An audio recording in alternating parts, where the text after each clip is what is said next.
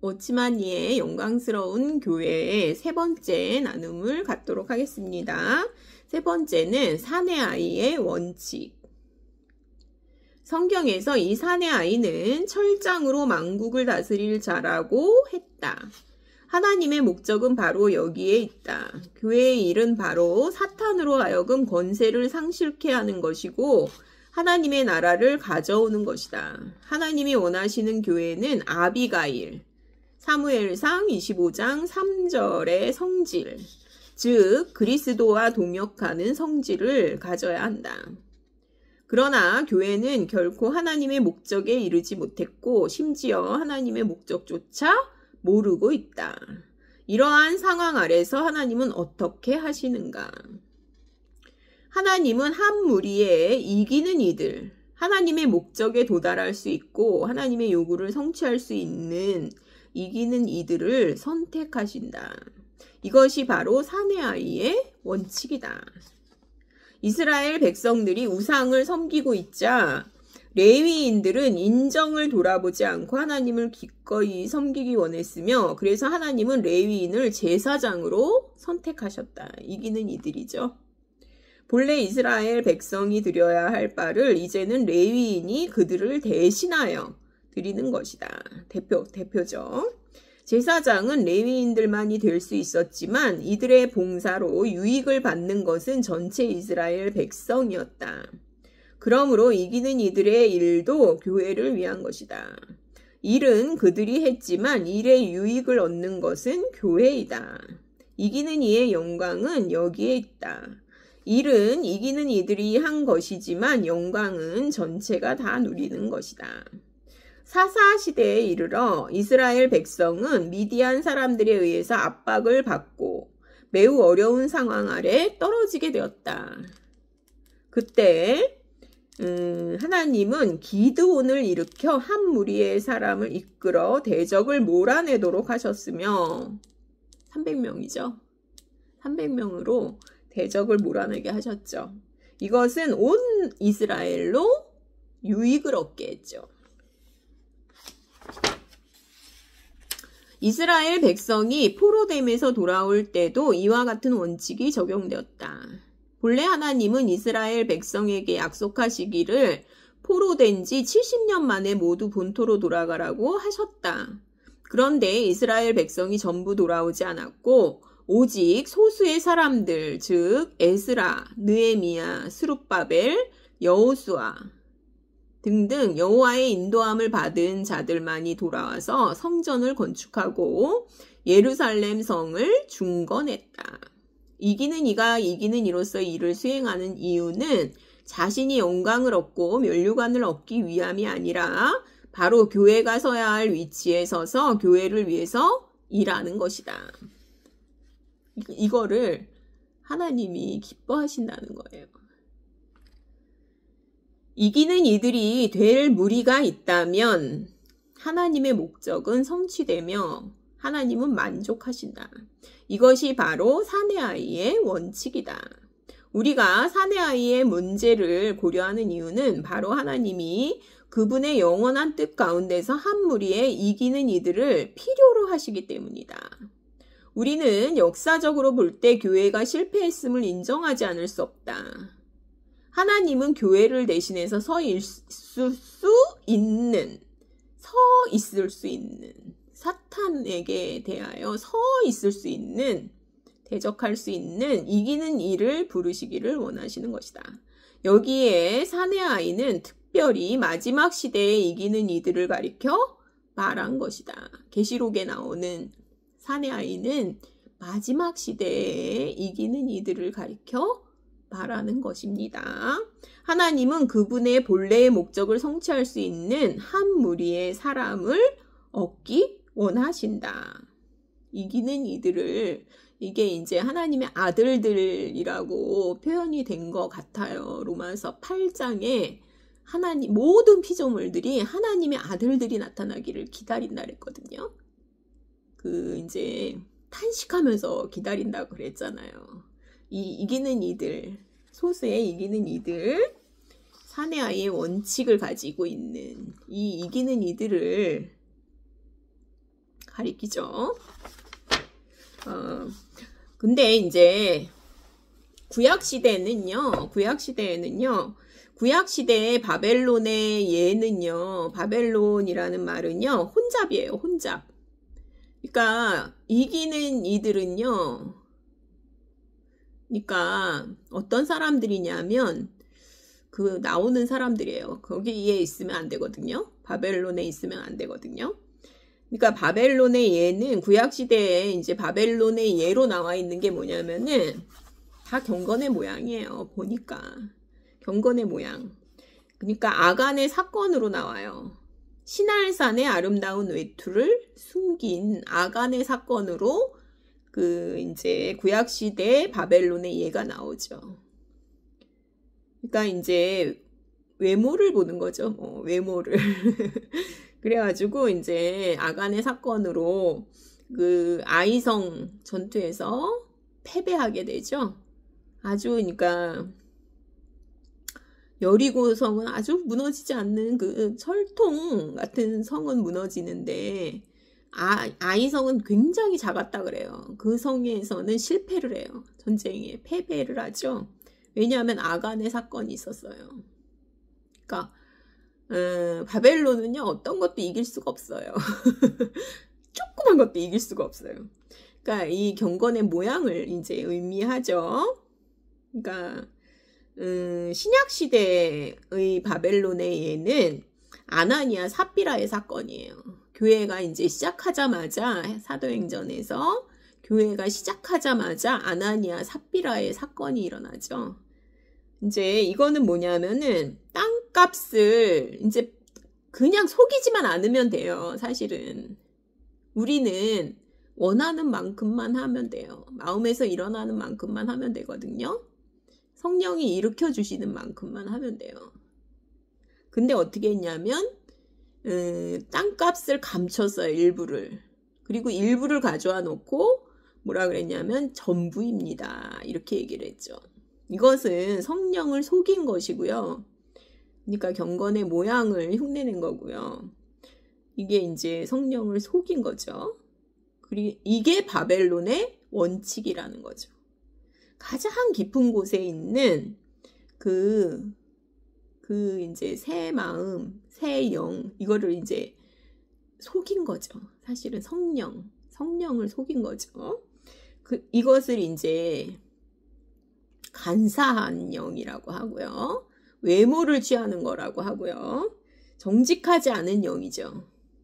그리고 경건의 모양으로 꾸미는 행위죠. 이것을 이제 바벨론의 원칙이라고 한다는 거죠. 그 당시에 이제 이기는 이들은 돌아올 때요.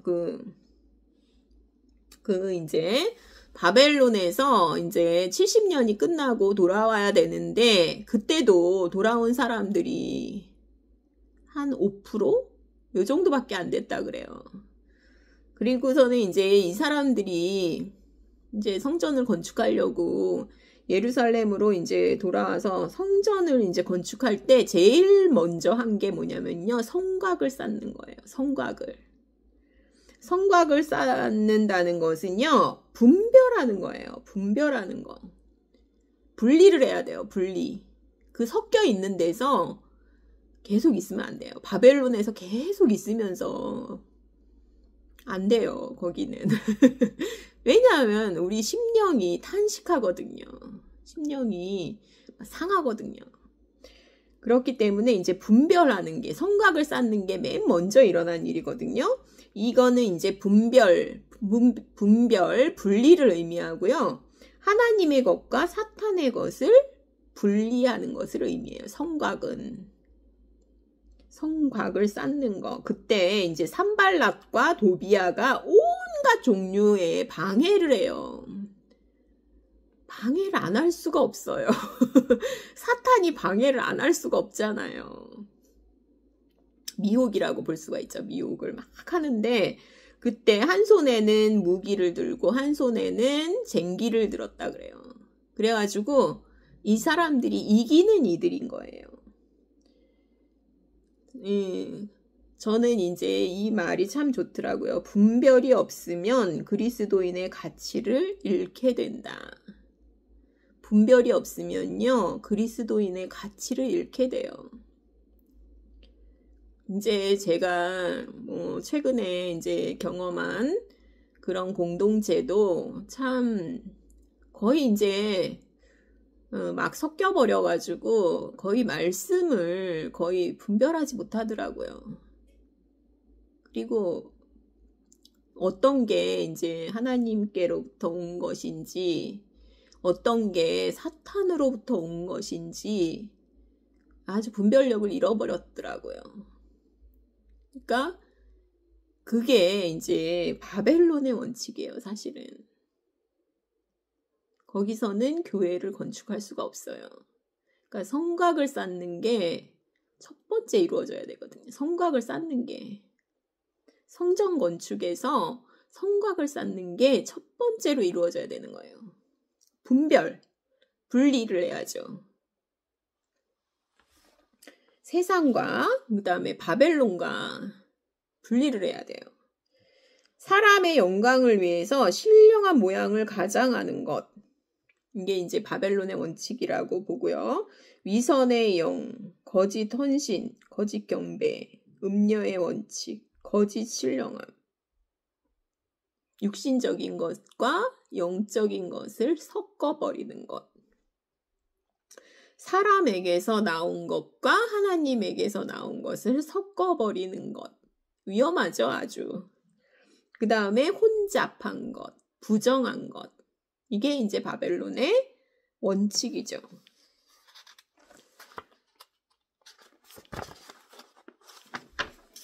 이기는 이의 근거와 태도. 이기는 이는요, 계시록 12장 11절에 보면 또 여러 형제가 어린 양의 피와 자기의 증거하는 말로 인하여 저를 이겼으니 그들은 죽기까지 자기 생명을 아끼지 아니하였도다.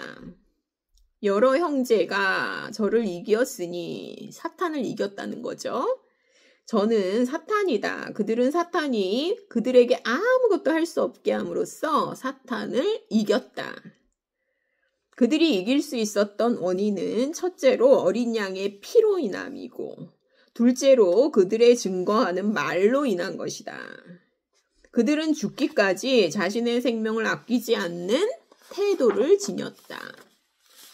여러 형제가 어린 양의 피와 저를 이겼으니 영적인 전쟁에서 승리를 얻을 수 있는 근거는 어린 양의 피에 달려있다. 피는 죄사함과 구원을 위한 것일 뿐 아니라 또한 사탄을 이기는 근거이다.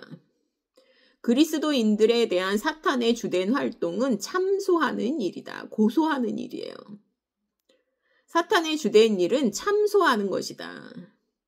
계시록 12장 10절. 우리 형제들을 참소하던 자, 곧 우리 하나님 앞에서 밤낮 참소하던 자가 쫓겨났고 사탄은 하나님 앞에서 참소하는 자이며 또한 우리 양심 안에서 참소하는 자이다. 사탄의 참소는 사람으로 하여금 약해지고 무력해지게 할 수 있다. 죄책감을 가진 사람이 뭘 할 수가 있어요. 저는 이거를 보면은 참 한강의 채식주의자 그 책을 이제 읽었거든요. 참 이제 어떤 사람은 이해하기가 어렵다 그러고 막 이러는데 저는 이제 그게 인간 실존의 근본을 파헤친 그런 진짜 그 인간 철학으로서는 진짜 최고봉의 진짜 작품이라고 생각을 해요. 근데 뭐가 걸려 있다 그러냐면 생명이 이제 걸려 있는 거예요. 그게 뭐냐면은 죄책감이죠, 죄책감. 그러니까 그리스도의 보혈이 없으면요, 그 인간은요, 그렇게 될 수밖에 없어요. 결국은요, 그 죄책감 속에서 죽게 돼요. 그래서 예수님이 그렇게 말씀하세요. 너희가 그렇게 이제 온갖 방법을 다 찾잖아요.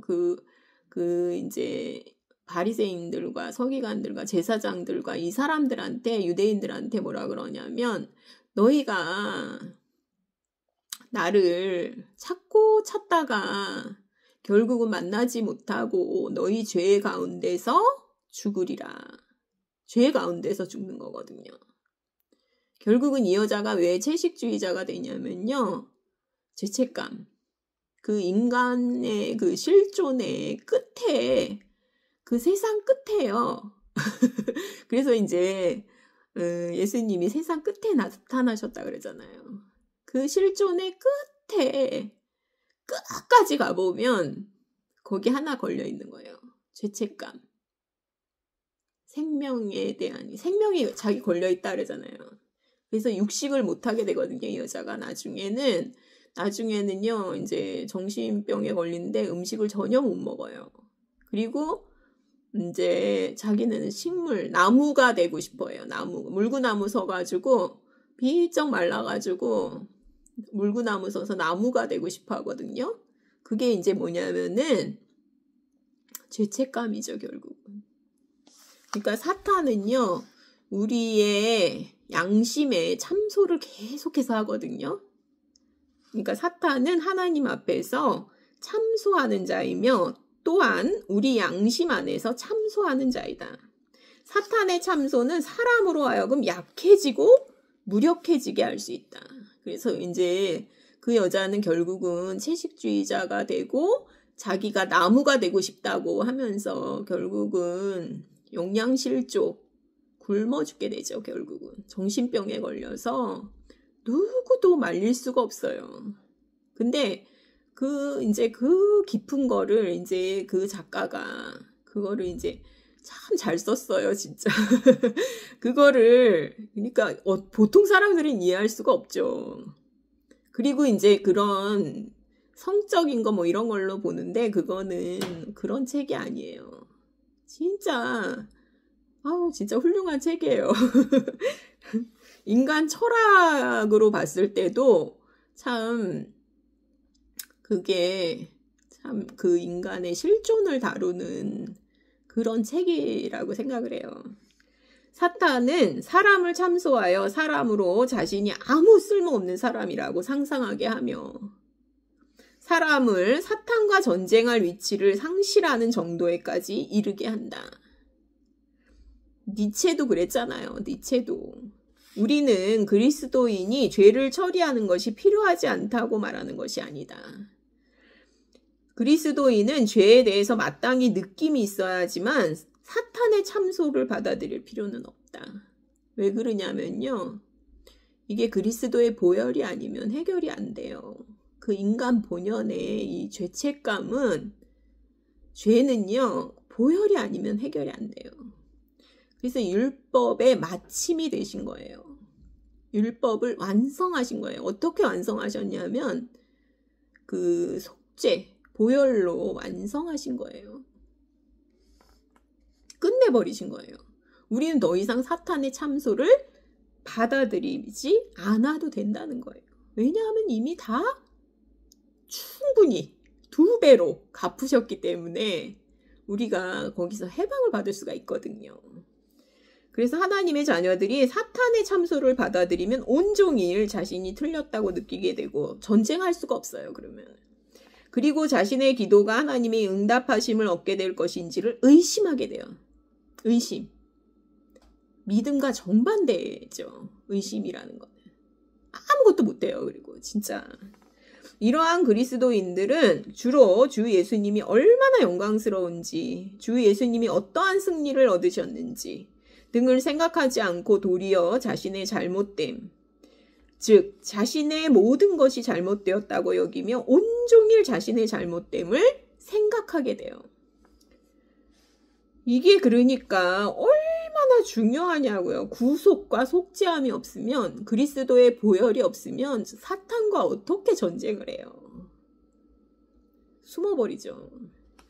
참소하는 자예요. 사탄은 검사예요. 검사. 예수님은 변호사예요. 내가 갚았잖아 이러면서 변호를 하신다고요. 우리는 계속적으로 자신의 잘못됨을 생각하면서 이것을 또한 그리스도인의 겸손이라고 생각하는데 이것이 바로 사탄의 참소를 받아들이는 것이다. 우리가 배워야 할 또 하나의 공과는 바로 우리 자신을 보지 말고 오직 주 예수만을 바라보아야 한다는 것이다. 저는 이제 오늘 아침에 이 글을 읽으면서 뭐가 생각이 났냐면 이스라엘이 이제 하도 원망하고 불평하고 광야에서 그러니까 하나님을 막 원망하고 불평하고 모욕을 막 끼치고 막 불뱀을 보내시잖아요. 불뱀. 그런데 이스라엘 백성들은 모세도 그렇게 기도했을 것 같아요. 어떻게 기도하냐면요. 이 불뱀들을 없애주세요. 이렇게 기도를 해요.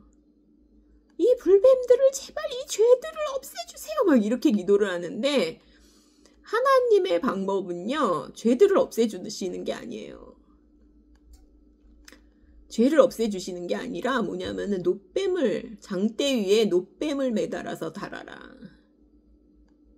그러면은 살리라.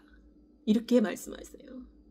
그러니까 우리는 죄를 쳐다보고 있으면은 불뱀에 물려서 다 죽어버려요. 어떻게 하면 되냐면 하나님의 말씀대로 어떻게 하면 돼요? 놋뱀을 쳐다보면 산다는 거예요. 이거는 그 베드로전서에 나오는 물세례 말씀하고도 딱 일치해요. 어떤 부분이냐면 물은 이제 그리스도의 그리스도의 물세례는 뭐냐면은 이제 너희를 구원하는 표니 곧 세례다. 물세례는 그리스도가 너희를 구원하는 표다. 이것은 세례다. 그러면서 뭐라 그러냐면 육체의 더러움을 제하여 버림이 아니요. 이렇게 말씀하시거든요. 하나님을 향하여 찾아가는 것이다.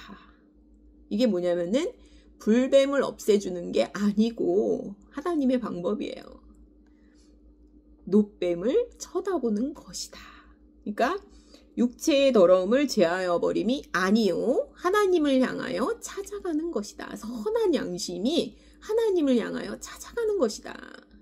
얼마나 멋져요. 우리는 사탄의 참소를 더 이상 받을 필요가 없어요. 이기는 자의 근거와 태도는요. 사탄의 참소를 받아서는 안 돼요. 그래서 우리는 어떤 사람들은 참 그런 사람들 있죠. 아침부터 저녁까지 온종일 회개 기도를 하고 회개를 하고 일종의 병적인 상태예요. 그리고 사탄의 참소로 그거에 이제 잡혀가지고 그게 사탄이 얼마나 재밌겠어요. 그러면은 사탄의 참소로 양심의 손상을 받은 사람들은요. 아무 쓸모가 없는 사람들이에요. 바울은 고린도전서 8장에서 만일 사람의 양심이 파괴되면 그는 침륜하게 된다고 말했다. 침륜은 영원한 멸망이 아니라 바로 개인이 세워지지 못하고 연약하게 되어 쓸모없게 된다는 뜻이다. 디모데전서 1장에서도 사람이 양심을 버리면 믿음에 대해서 파선한 것과 같다고 했다. 같다고 했어요. 파선한 것과 같다고 했죠. 이거는 구원을 잃어버린다는 뜻이 아니라 뭐냐면은 배가 파손되면 항해를 계속할 수 없다는 뜻이에요. 그러므로 한 그리스도인이 하나님 앞에서 서 있을 수 있느냐? 서 있다, 앉아 있다, 걷다, 서다. 이거에 대해서 이제 좌행참에서 제가 이제 말씀을 나눴는데요. 서 있다라는 거는 사탄에 대해서예요. 이거는 전쟁에 참여하는 거거든요. 전쟁은 앉아서 할 수가 없어요. 전쟁은 서서 해야 되는 거예요. 이게 이기는 자들의 태도라는 거죠. 사탄의 참소를 받지 않는 게 첫 번째라는 거예요.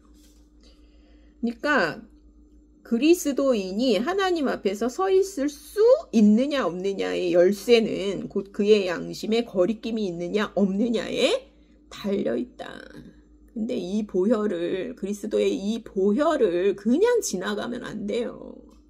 그러면서 뭔 해탈 해방 하면서 죽었음을 깨달아서 막 그러는 사람들이 있는데 다 거짓말쟁이에다가 다 이단이에요. 사이비예요, 사이비. 그가 만일 사탄의 참소를 받아들인다면 그의 양심은 즉시 손상을 받게 될 것이며 하나님을 위해서 전쟁을 할 수 없게 될 것이다. 그러므로 우리가 알아야 할 것은 사탄의 주된 방해 공작 중에 하나가 바로 참소로서 우리가 반드시 이겨야 한다. 왜냐하면 그리스도의 보혈이 있기 때문에 우리는요, 이겼죠. 우리는 어떤 영적인 성장도 보혈의 효능을 대체할 수 없고 어떤 영적인 체험도 피로써 성취된 일을 대체할 수 없음을 알아야 한다. 그들이 하나님 앞에 서기 위해서는 여전히 보혈이 필요하다. 우리는 이게 항상 필요해요. 우리에게 죄가 있으면 사탄이 와서 참소한다. 우리는 다른 어떤 것이 아닌 오직 피로써 그리스도의 보혈로서 하나님 앞에 나아갈 수 있다. 우리가 깨끗하게 되는 것도 피로 인함이요. 우리가 의롭다함을 받음도 피로 인함이다. 우리는 결코 사탄의 참소를 받지 않는다. 보혈이 영적 전쟁의 근거이다. 우리가 보혈의 가치를 모른다면 전쟁을 할 수 없다. 우리의 양심이 약해진다면 우리는 전쟁을 할 수 없다. 사탄의 수천 가지의 참소를 받아들인다면 우리는 실패하게 된다.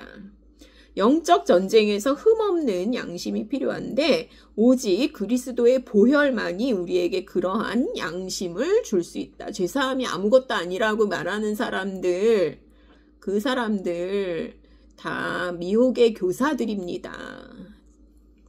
좀 들으셨으면 좋겠어요. 죄사함이 아무것도 아니라고 말하는 사람들은요, 거짓말쟁이들이에요. 자기네들이 그게 없어요. 자기네들이 거듭난 적이 없어요. 히브리서 10장 2절 단번에 정결케 되어 다시 죄를 깨닫는 일이 없으리니 그리스도인의 양심은 보혈이 있기 때문에 죄의 느낌을 가지지 않을 수 있다. 우리의 생각은 죄를 범했기 때문에 사탄과 전쟁할 수 없다고 말하지만 주님은 우리에게 죄가 있음을 아시고 그리스도의 피를 예비하신 것이다. 주 예수님은 우리를 위해서 대제사장과 중보자가 되셨다. 그분은 변함없는 제사장이고 언제나 중보자이시다. 그분이 이와 같이 되신 것은 우리를 사탄의 참소에서 보호하시기 위함이다. 중보자라는 헬라어는 변호를 위임받은 자라는 뜻이다. 변호사님이시죠. 대제사장이면서 변호사세요. 그러니까 우리 딱 붙어 있으면 돼요. 우리는 참소를 이기는 것을 배워야 한다. 우리가 참소를 이기지 못한다면 이기는 자가 될 수 없을 것이다. 이기는 자들은 반드시 그리스도의 피의 가치를 알아야 된다. 이 피의 가치를 알아야 돼요. 이걸 건너뛰어버리거나 넘어가 버리거나 바로 해탈로 가버리거나 뭐 바로 죽음을 깨달아요. 바로 함께 죽음을 깨달아 버리고 막 해탈로 가버리고 막 안 돼요. 그러면은 메시아, 그래서 메시아로 오신 구원자로 오신 예수님을 먼저 만나야 돼요.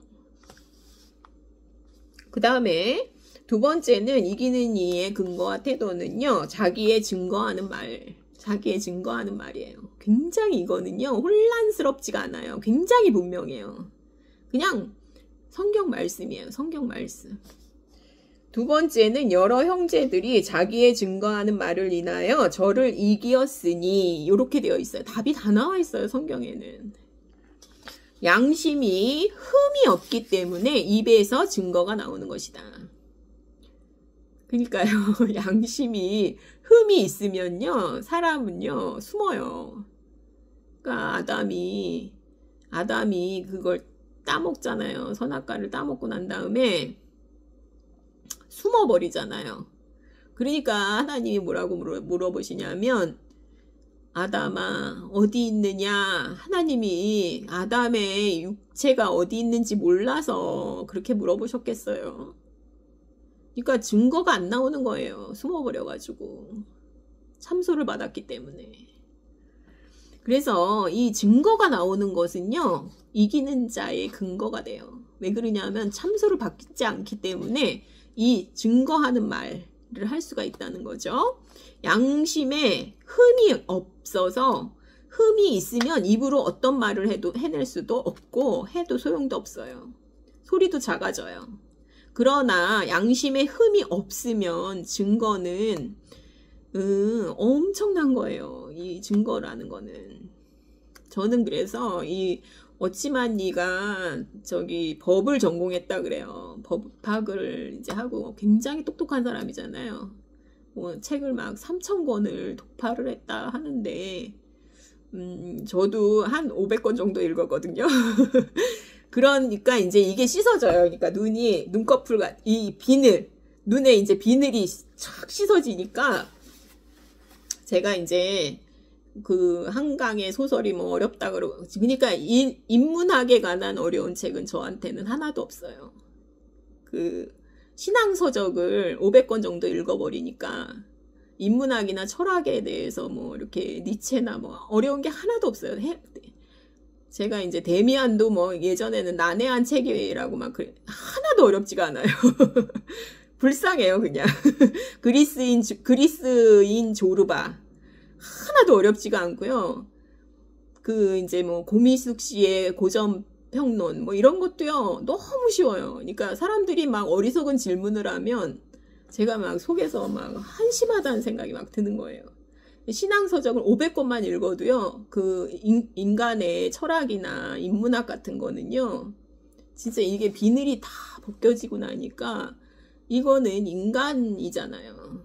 근데 저는 신앙서적으로 이제 그렇게 읽으니까 이건 너무 쉽더라고요. 뭐 한강의 소설도 어렵지가 않아요, 저는. 이게 이제 뭐 교만해서 그런 게 아니라 진짜 그래요. 눈에서 그게 이제 필요하거든요. 눈에서 비늘이 벗겨져야 돼요.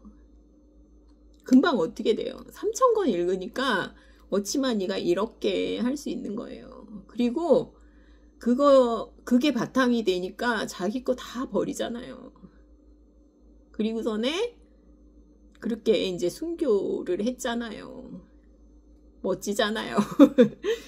그러니까 그리고 이 법을 전공한 그런 분이라서 이거를 딱 죄 사함, 그 다음에 죄 사함, 그 다음에 죄의 권세로부터의 해방. 굉장히 표현이요, 분명해요. 이거를 얼렁뚱땅 넘어가는 사람들이 있어요. 관계적 칭의니 뭐 어쩌고 저쩌고 하면서 얼렁뚱땅 넘어가는 사람들을 제가 좀 너무 싫어하거든요. 근데 이 법정적 칭의, 선고, 재판에서 선고를 딱 해버리면요, 판결을 딱 해버리면요, 더 이상 사탄의 참소가 필요가 없어요.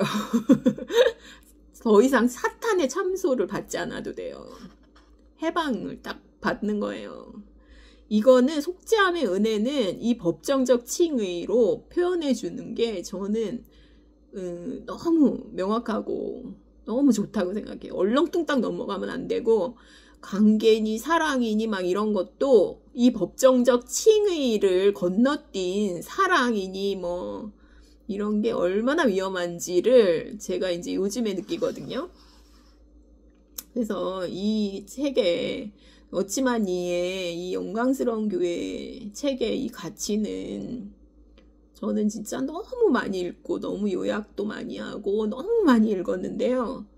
진짜 가치가 있어요. 진짜 이 책은 여러분들이 없어지기 전에 꼭 사셨으면 좋겠어요.